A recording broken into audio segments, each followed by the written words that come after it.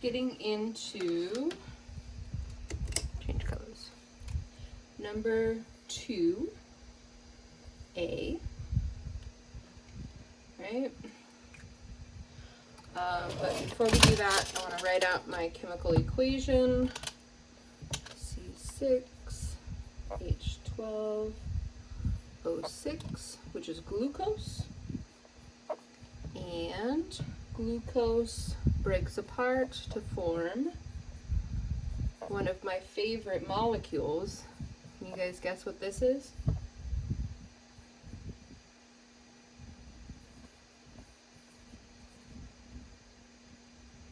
It's booze, ethanol.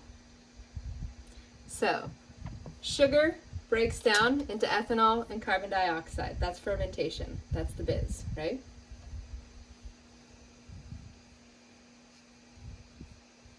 Everybody okay with that? So 2A is asking us how many moles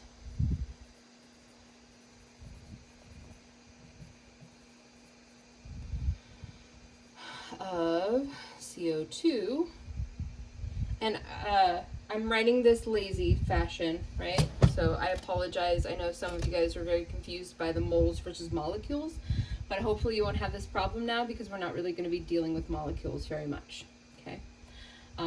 So moles is always moles at this point. Are produced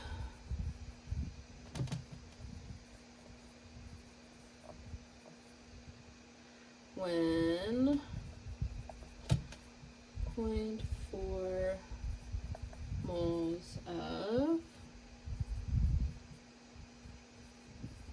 glucose react.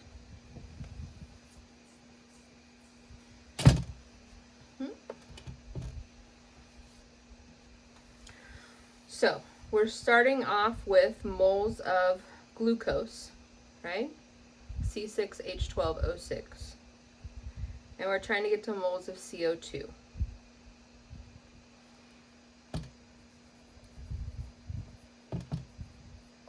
What information do we need?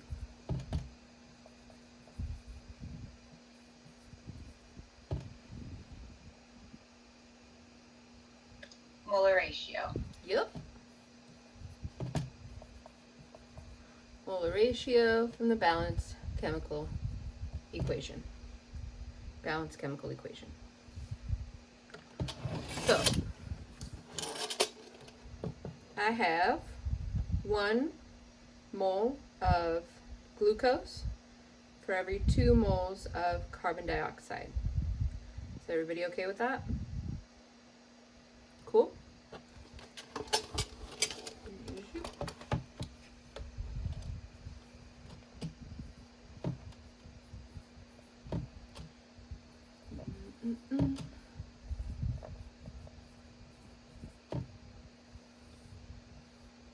So what unit's going to go on bottom?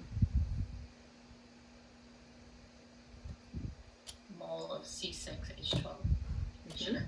So one of these guys, whoops, beep, for every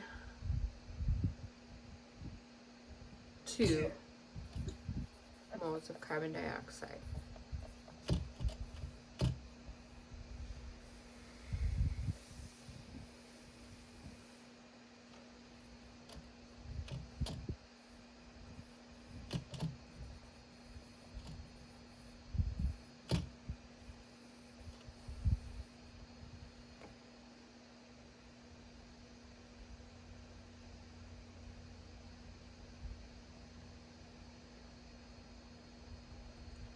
Everybody comfortable with that one?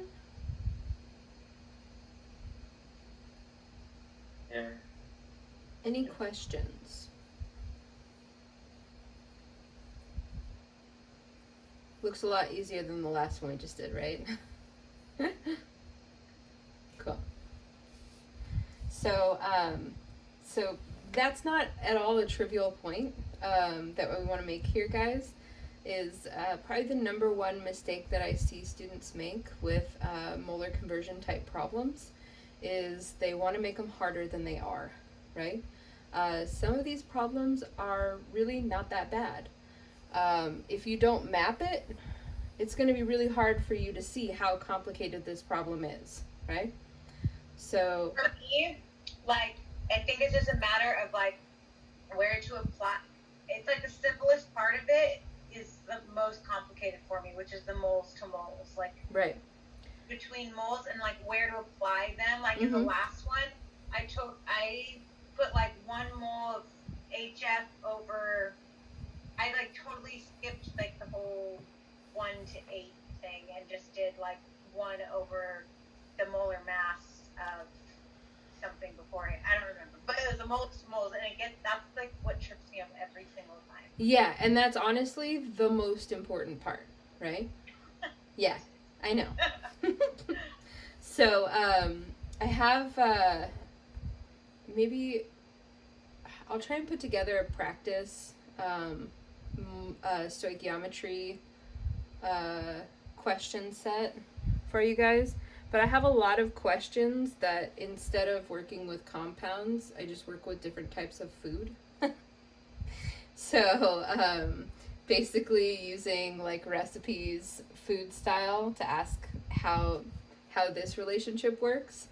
And the people who are really good at the math tend to be really bad at the recipe problems and vice versa. So I think that if it's intuitive for you with a recipe, then it's probably not intuitive for you with this method, right? Something about putting chemical formulas in here just makes it like, right? And vice versa, right? So if you're like really comfortable with this, then when you see fish tacos, you're like, what the hell is that doing in this problem, right? But it helps me know that you understand the concepts, right? The food ones are my favorite. They make it much more understandable to me, right?